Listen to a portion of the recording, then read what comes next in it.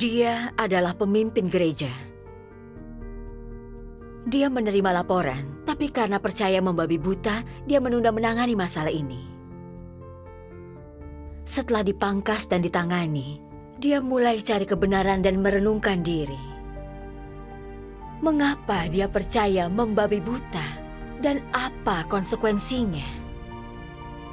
Setelah merenung, pelajaran apa yang dia petik dari kegagalannya?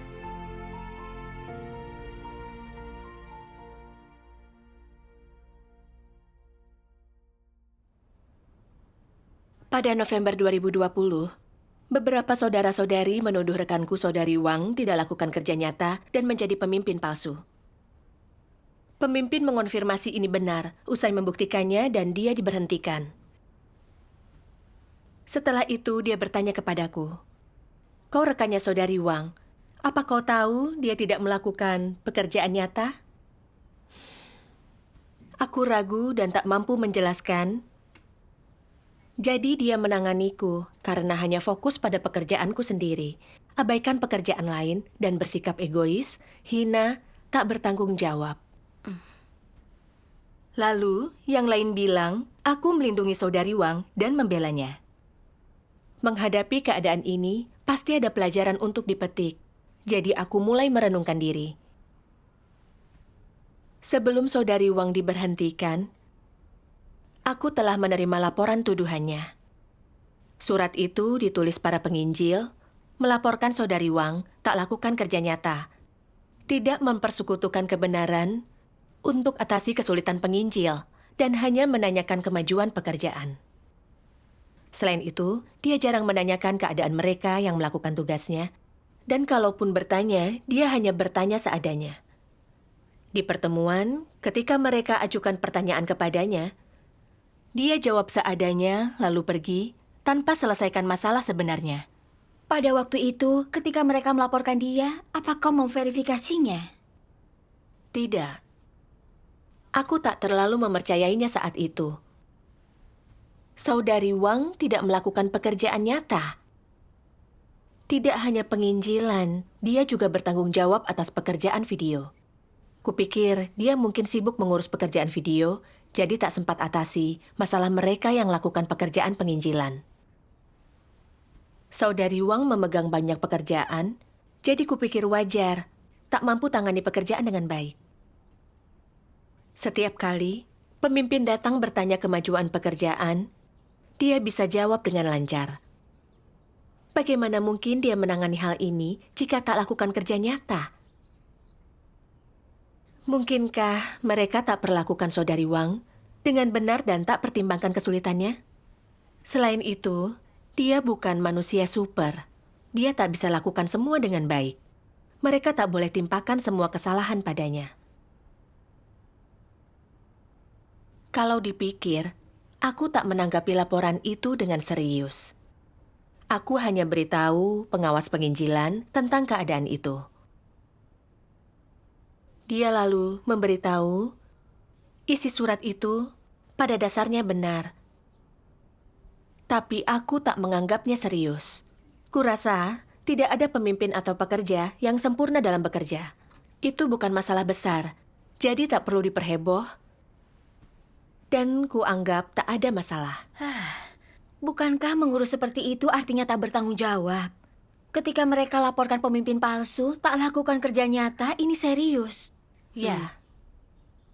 Memikirkannya sekarang sungguh menakutkan. Setelah terima laporan, kenapa aku tak selidiki hal itu secara detail? Aku tak bahas cara menanganinya bersama rekan kerja, juga tak memberitahu pemimpin. Aku merahasiakan surat itu. Bukankah ini sama saja menutupi saudari Wang? Iya.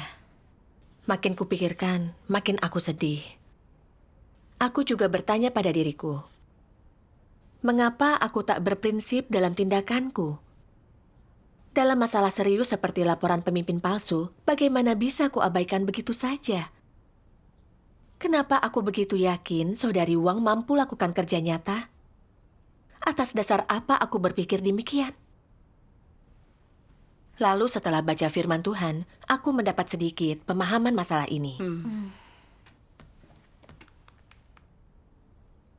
Bagaimana agar bisa menilai apakah seorang pemimpin sedang memenuhi tanggung jawabnya atau tidak sama sekali? Apakah mereka pemimpin palsu?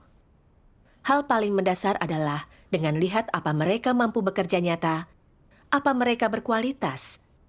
Kedua, apakah mereka sungguh lakukan pekerjaan nyata? Jangan dengar apa yang mulut mereka katakan dan pemahaman kebenaran mereka. Saat mereka lakukan pekerjaan bersifat dangkal, jangan fokus apakah berkualitas atau berkarunia, apakah mereka bekerja dengan baik, hal itu tidak penting. Yang penting, apa mereka mampu lakukan pekerjaan gereja paling mendasar dengan benar? Apa mereka mampu selesaikan masalah dengan kebenaran dan memimpin orang ke dalam kenyataan kebenaran? Pekerjaan inilah yang paling mendasar dan esensial. Jika tak mampu lakukan pekerjaan nyata ini, meskipun berkualitas ataupun berbakat, semampu apapun mereka menderita, mereka pemimpin palsu. Sebagian berkata, lupakan bahwa mereka belum melakukan pekerjaan nyata. Mereka berkualitas, baik dan cakap. Latihlah mereka, dan mereka pasti akan mampu lakukan pekerjaan nyata. Selain itu, mereka tak berbuat jahat atau menyebabkan gangguan apapun. Bagaimana bisa kau bilang mereka pemimpin palsu? Bagaimana menjelaskan pertanyaan ini? Lupakan bakat dalam dirimu, seberapa hebat kualitasmu, atau seberapa terpelajarnya dirimu. Yang penting apakah kau lakukan kerja nyata dan memenuhi tanggung jawab seorang pemimpin. Selama jadi pemimpin, apa kau ikut dalam tiap bagian pekerjaan tertentu dalam lingkup tanggung jawabmu? Berapa banyak masalah yang muncul selama pekerjaan yang telah kau selesaikan? Berapa banyak orang yang karena pekerjaanmu dan oleh bimbinganmu jadi paham akan prinsip kebenaran? Berapa pekerjaan gereja yang dikembangkan dan alami kemajuan? Inilah yang penting. Lupakan berapa banyak slogan yang kau ucapkan, berapa banyak doktrin yang kau kuasai. Lupakan berapa jam yang kau habiskan bekerja keras setiap hari. Berapa banyak waktu yang kau habiskan di jalan, berapa banyak gereja yang kau kunjungi, berapa banyak risiko yang kau ambil, seberapa banyak kau menderita. Lupakan semua ini.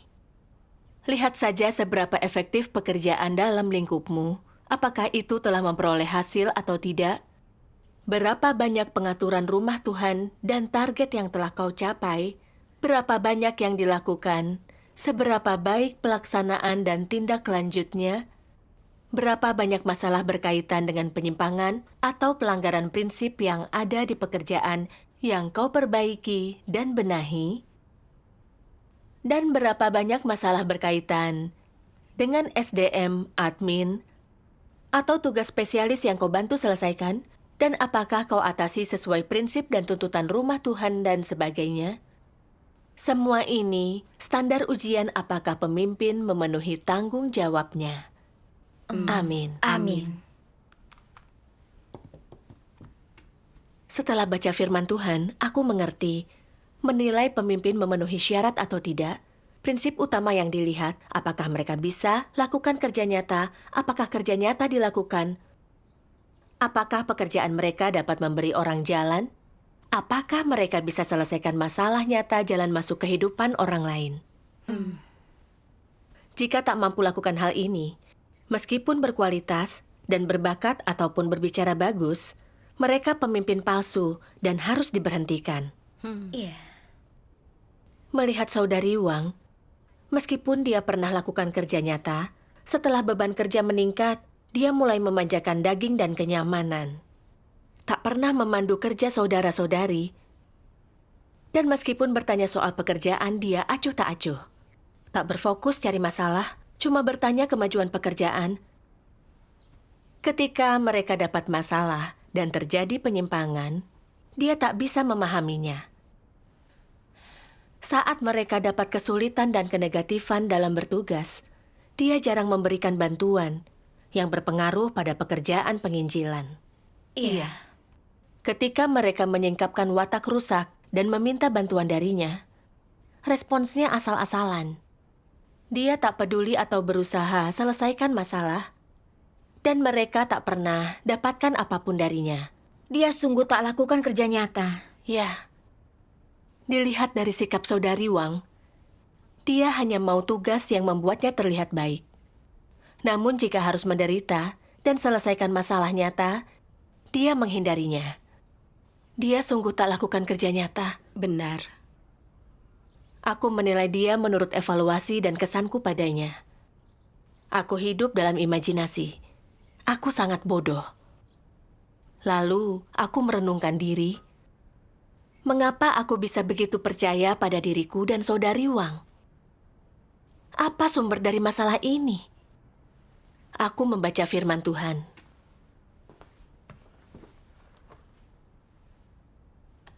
Tuhan Yang Maha Kuasa berfirman, pemimpin palsu tidak akan menyelidiki para pengawas yang tidak melakukan pekerjaan nyata atau yang melalaikan tanggung jawabnya. Menurut mereka, mereka hanya perlu memilih pengawas dan semuanya akan baik-baik saja. Setelah itu, pengawas tersebut akan menangani semua masalah pekerjaan dan yang perlu mereka lakukan hanyalah sesekali mengadakan pertemuan. Mereka tak perlu mengawasi pekerjaan atau bertanya bagaimana perkembangannya. Mereka bisa tetap lepas tangan. Jika seseorang melaporkan ada masalah dengan seorang pengawas, pemimpin palsu akan berkata, "Ini hanya masalah kecil, tidak masalah. Engkau bisa menanganinya sendiri. Jangan tanya aku." Orang yang melaporkan masalah itu berkata, pengawas itu seorang pemalas yang rakus. Dia tidak melakukan apapun selain makan dan bersenang-senang, dan dia sangat malas. Dia tak mau mengalami kesulitan sedikit pun dalam tugasnya, dan selalu mencari cara untuk menipu dan mencari-cari alasan untuk menghindari pekerjaan dan tanggung jawabnya. Dia tidak memenuhi syarat untuk menjadi pengawas. Pemimpin palsu akan menjawab, kualitasnya bagus ketika dia dipilih sebagai pengawas. Apa yang kau katakan tidak benar, atau sekalipun itu benar, itu hanyalah perwujudan sementara. Para pemimpin palsu tidak berusaha mencari tahu tentang keadaan pengawas itu, tetapi menilai dan menentukan masalah itu berdasarkan kesan masa lalu mereka terhadap pengawas tersebut. Siapapun yang melaporkan masalah dengan pengawas itu, pemimpin palsu mengabaikannya. Pengawas itu tidak memiliki pemahaman dan kemampuan, mereka tidak cukup kompeten untuk menyelesaikan pekerjaan mereka, dan sudah hampir mengacaukan semuanya. Tetapi pemimpin palsu tidak peduli. Sudah cukup buruk ketika ada orang melaporkan masalah pengawas, mereka berpura-pura tidak melihatnya. Namun, apa yang paling hina dari semuanya? Ketika orang memberitahu mereka tentang masalah sangat serius yang pengawas miliki, mereka tidak berusaha menyelesaikannya dan bahkan memunculkan berbagai alasan. Aku kenal pengawas ini. Mereka benar-benar percaya kepada Tuhan. Mereka tidak akan pernah memiliki masalah. Meskipun ada masalah, Tuhan akan melindungi mereka dan mendisiplinkan mereka. Jika mereka melakukan kesalahan, itu antara mereka dan Tuhan. Kita tak perlu khawatir. Beginilah cara pemimpin palsu bekerja, menurut gagasan dan imajinasi mereka sendiri. Mereka berpura-pura memahami kebenaran dan memiliki iman, akibatnya mereka mengacaukan pekerjaan gereja atau bahkan menghentikannya sambil berpura-pura tidak tahu. Bukankah mereka hanya para birokrat? Pemimpin palsu tidak mampu melakukan pekerjaan nyata, mereka juga tidak memperlakukan pekerjaan pemimpin kelompok dan pengawas dengan serius. Pandangan mereka tentang orang hanya didasarkan pada kesan dan imajinasi mereka sendiri. Melihat seseorang berperilaku baik selama beberapa waktu, mereka yakin orang ini akan selalu bersikap baik, bahwa orang ini tidak akan berubah. Mereka tidak mempercayai siapapun yang mengatakan ada masalah dengan orang ini. Mereka mengabaikan ketika ada orang yang menunjukkan sesuatu tentang orang tersebut. Pemimpin palsu terlalu sombong, bukan? Yang mereka pikirkan adalah, Aku tidak salah ketika melihat orang ini. Tidak akan pernah ada masalah nantinya. Mereka pasti bukan orang yang suka bermain-main, yang suka bersenang-senang dan membenci kerja keras. Mereka benar-benar dapat diandalkan dan dapat dipercaya. Mereka tidak akan berubah. Jika mereka berubah, itu pasti berarti aku keliru tentang mereka, bukan? Logika macam apa ini?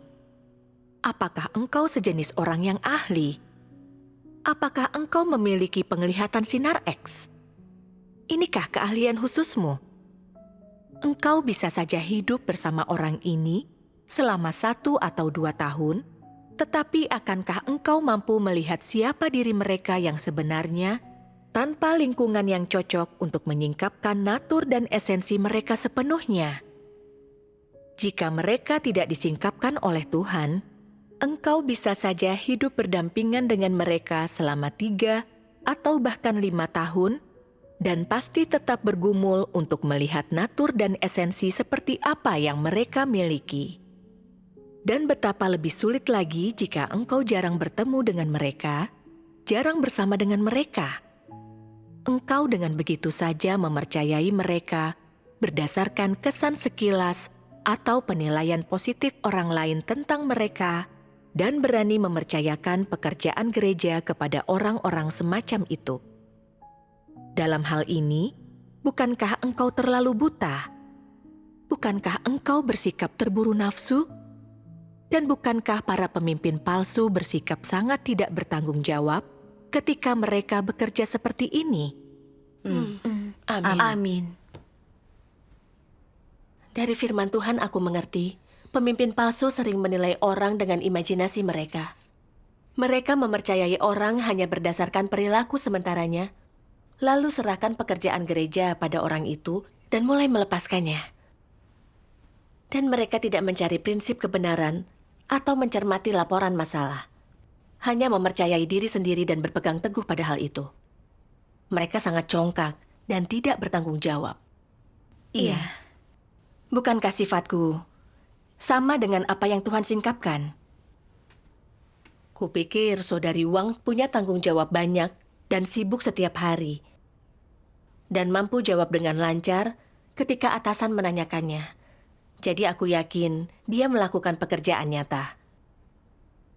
Ketika mereka melaporkannya, aku tak anggap serius. Aku merasa mereka meminta terlalu banyak dan menyalahkannya. Lalu kulihat, saudari Wang menunjukkan tanda tak lakukan kerja nyata. Tapi kupikir tak ada manusia sempurna. Jadi pasti ada alasan kenapa pekerjaannya tak tuntas, dan itu bukan masalah besar.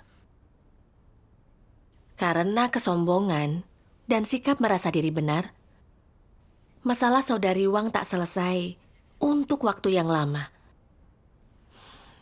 Jadinya menghambat pekerjaan gereja, membahayakan jalan masuk kehidupan saudara-saudari. Iya. Ketika lihat Tuhan menyingkap pemimpin palsu itu sombong dan menghakimi orang lain, hatiku hancur. Aku sungguh sombong. Aku tak punya kebenaran, tak bisa bedakan orang, dan tak dapat lihat esensi orang. Selain itu, aku tak pernah sungguh mengawasi pekerjaan saudari Wang. Cara dia melaksanakan atau menangani berbagai tugas gereja. Apakah masalah nyata telah diselesaikan atau pekerjaan nyata dilakukan? Aku tak tahu mengenai hal ini dan jarang bertanya. Kenapa aku mempercayainya begitu saja? Bahkan saat ku minta temanku bantu beli barang, aku tak yakin. Aku cemas saat dia memilih barang. Dia tak cermat memeriksa kualitas barang. Bagaimana jika dia beli produk cacat yang tidak awet? Jadi, aku sering memperingatkannya. Ketika dia bawa pulang barang itu, aku tetap periksa. Jika barangnya tidak sesuai, aku ingin itu segera dikembalikan agar tidak merugi. Terkait kepentingan pribadiku, Aku tidak bisa begitu saja mempercayai orang. Tapi untuk masalah besar di mana mereka laporkan pemimpin palsu, aku percaya saudari Wang membabi buta sesuai kesan sementaraku padanya. Aku tidak memedulikan pekerjaannya dan tak anggap serius saat seseorang menuduhnya. Aku tak bertanggung jawab terhadap pekerjaan gereja. Jika saja aku bertanggung jawab terhadap pekerjaan gereja, aku pasti mengawasi dan memeriksa pekerjaan saudari Wang. Daripada mendengarkan hal baik yang dia katakan, mempercayainya membabi buta, dan menyimpan surat laporan itu. Iya. Selama proses ini, aku bahkan tak punya sikap mencari kebenaran. Betapa congkaknya diriku. Karena hanya percaya pendapatku sendiri. Perlakuanku terhadap pekerjaan gereja tak bertanggung jawab. Aku juga gagal dalam hal ini. Jika kita kerjakan sesuatu dengan mengandalkan watak congkak, akan sangat mudah untuk menunda pekerjaan. Ya. Lalu, aku membaca firman Tuhan. Jika kau memahami kebenaran, kau akan tahu bagaimana menerapkannya dan menaati Tuhan, dan secara alami akan mampu memulai jalan mengejar kebenaran. Jika jalanmu benar dan sesuai kehendak Tuhan, pekerjaan Roh Kudus tak akan meninggalkanmu. Dan kian kecil kemungkinanmu akan mengkhianati Tuhan. Tanpa kebenaran, kau cenderung berbuat jahat dan akan melakukannya meski kau sendiri tak mau. Misalnya, jika punya watak congkak, maka diberitahu untuk tidak menentang Tuhan tidak ada bedanya, itu berada di luar kendalimu. Itu tak akan disengaja, tapi karena naturmu yang congkak dan sombong. Kecongkakan membuat dirimu merendahkan Tuhan, menganggapnya tak berarti. Itu akan mengakibatkanmu meninggikan diri sendiri, membuatmu selalu menonjolkan diri. Itu akan membuatmu merendahkan orang lain, hanya pikirkan diri sendiri. Itu akan merebut posisi Tuhan dari dalam hatimu, akhirnya membuatmu mengambil posisi Tuhan dan menuntut agar orang tunduk, membuatmu memuja pemikiran, idemu sendiri, dan gagasanmu sendiri sebagai kebenaran. Banyak kejahatan yang orang lakukan karena natur mereka yang congkak. Amin. Setelah baca firman Tuhan, aku merasa malu. Akulah orang congkak yang disingkapkan dalam firman Tuhan. Dalam menangani laporan, orang rasional yang takut akan Tuhan akan bersikap hati-hati, melihat masalah yang terjadi dengan adil, tak gegabah percayai satu pihak, juga tak seenaknya putuskan kasus. Mereka memeriksa dan verifikasi masalah yang disingkapkan saudara-saudari, lalu menangani semuanya sesuai prinsip. Iya. Namun setelah aku menerima laporan, aku tidak mencari prinsip penanganan laporan dan tak menyelidiki apakah masalah yang dilaporkan itu benar. Sebaliknya aku membela saudari Wang dan mengkritik mereka yang menulis surat tuduhan. Bahkan ketika pengawas tahu masalah yang dilaporkan itu benar, faktanya yang ada di depanku, aku tetap mengabaikannya dan meremehkan apa yang telah diverifikasi. Aku sungguh congkak keras kepala. Sama sekali tak takut akan Tuhan. Aku sangat percaya diri hingga kesampingkan surat itu tanpa memverifikasinya.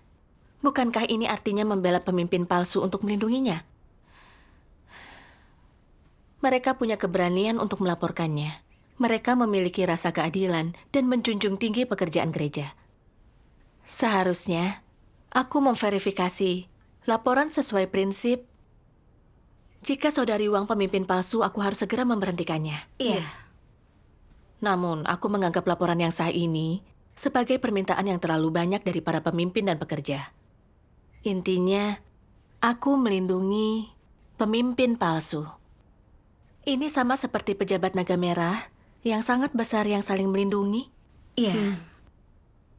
Di dunia sekuler, tempat para pejabat memerintah, rakyat jelata tak punya hak berbicara, bahkan tak berani bilang tidak pada pemimpin, karena takut hidupnya akan dipersulit. Dalam kasus yang parah, orang bahkan disiksa. Iya. Namun di rumah Tuhan, kebenaran berkuasa, Tuhan penguasanya. Iya. Rumah Tuhan memperlakukan orang sesuai prinsip. Apapun statusnya, jika tak lakukan kerja nyata, gereja akan menyelidiki dan menangani masalah sesuai prinsip. Ini memperlihatkan keadilan Tuhan yang sangat beda dari dunia sekuler. Iya. Namun aku sebagai pemimpin tak menyelesaikan laporan setelah menerimanya. Sebaliknya dalam kecongkakanku, aku membela siapapun yang kumau dan tidak punya prinsip kebenaran. Ini perilaku pemimpin palsu. Iya. Pemikiran itu membuatku gemetar ketakutan. Karena aku bertindak tanpa prinsip, orang lain hidup di bawah pemimpin palsu. Kesulitan mereka tak dapat diselesaikan dan mereka hidup menderita. Bukankah aku hanya merugikan mereka? Iya. Iya. Aku sungguh menjijikkan. Aku datang ke hadapan Tuhan dan berdoa. Tuhan, aku tak mau lakukan semuanya semauku. Kumohon bimbinglah aku mengatasi watak congkakku. Amin. Lalu, aku cari jalan penerapan untuk selesaikan watak congkakku dalam firman Tuhan. Melalui firman Tuhan ini, bagaimana seharusnya kau merenungkan diri ketika kau lakukan sesuatu, melanggar kebenaran yang tidak menyenangkan Tuhan? Ketika kau hendak lakukan itu, apa kau berdoa kepadanya? Pernahkah berpikir, apa melakukan semuanya begini sesuai kebenaran? Bagaimana Tuhan akan melihatnya jika masalah ini dibawa ke hadapannya? Akankah dia senang atau kesal saat mengetahuinya? Akankah dia benci atau muak karenanya? Kau tidak mencari tahu? Meskipun orang lain mengingatkanmu, kau pasti berpikir itu bukan masalah besar, itu tak melanggar prinsip dan bukan suatu dosa. Akibatnya watak Tuhan tersinggung dan membuatnya murka sampai membencimu. Ini diakibatkan pemberontakan manusia. Karenanya, kau harus cari kebenaran. Itulah yang harus kau ikuti. Jika kau dengan serius datang ke hadapannya untuk berdoa, lalu mencari kebenaran sesuai firman Tuhan, kau tak akan salah. Kau bisa menyimpang saat terapkan kebenaran, tapi ini sulit dihindari. Kau akan terapkan dengan benar usai dapat pengalaman. Namun jika tahu cara bertindak sesuai kebenaran, tapi tak menerapkannya, masalahnya adalah kau benci kebenaran. Orang yang benci kebenaran tak akan pernah cari kebenaran apapun yang terjadi. Hanya pencinta kebenaran yang akan takut Tuhan. Ketika ada hal yang tak mereka pahami, mereka mampu cari kebenaran.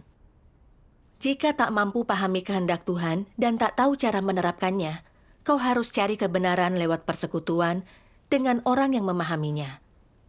Jika tak menemukan orang yang paham kebenaran, kau harus cari sejumlah orang untuk berdoa bersama dengan sehati sepikiran mencari dari Tuhan, menunggu waktu Tuhan, dan nantikan Tuhan membuka jalanmu. Asalkan kalian rindu mencari dan bersekutu kebenaran, akan tiba waktunya ketika salah seorang darimu temukan solusi. Jika kalian temukan solusi yang sesuai, itu adalah cara yang baik. Ini mungkin karena pencerahan dan penerangan Roh Kudus. Jika kau terus bersekutu untuk temukan jalan penerapan lebih akurat, itu pasti akan sesuai prinsip kebenaran. Amin. Firman Tuhan menunjukkan jalan penerapan. Ya. Untuk bertugas sesuai kehendak Tuhan, kita harus takut akan Tuhan. Iya. Ketika melakukan segalanya, kita harus mampu mencari dan mencari tahu apakah ada dasar dalam firman Tuhan dan apa kehendak Tuhan. Dengan sering periksa diri, kita tidak akan berjalan semaunya dan melakukan hal yang mengganggu pekerjaan gereja. Iya. Selain itu, kita harus menyangkal diri sendiri dan mendengarkan saran orang lain dengan pikiran terbuka. Khususnya dalam hal yang tak jelas dan melibatkan pekerjaan penting, kita harus bersekutu dengan rekan kerja dan bertindak dengan prinsip setelah ada mufakat. Jika percaya diri membabi buta dan melakukannya semau kita, akan akan mudah untuk lakukan hal yang menyinggung Tuhan. Iya. Melalui kegagalan ini, aku sadar tak punya realitas kebenaran, juga tak mampu bedakan orang. Saat ada masalah setelah itu, aku tak membabi buta bersikeras pada pendapatku, dan mampu menyangkal diriku, dan cari prinsip kebenaran. Syukur kepada Tuhan. Syukur kepada Tuhan. Lalu, aku mulai menyirami petobat baru, dan bertanggung jawab atas suatu kelompok. Suatu kali, pemimpin memintaku mengawasi pekerjaan saudara-saudari. Aku kenal semua orang ini, dan mereka semua cukup jujur. Jadi kupikir, mungkin aku tak perlu terlalu sering menyelidiki, dan seharusnya tak ada masalah besar. Namun kemudian aku berpikir, aku belum menyelidiki atau menangani pekerjaan itu, tapi aku cukup yakin tak akan ada masalah. Bukankah ini masih bekerja dengan watak congkakku? Iya. Lalu setelah serius menyelidiki, aku mendapati banyak masalah dan penyimpangan dalam pekerjaan.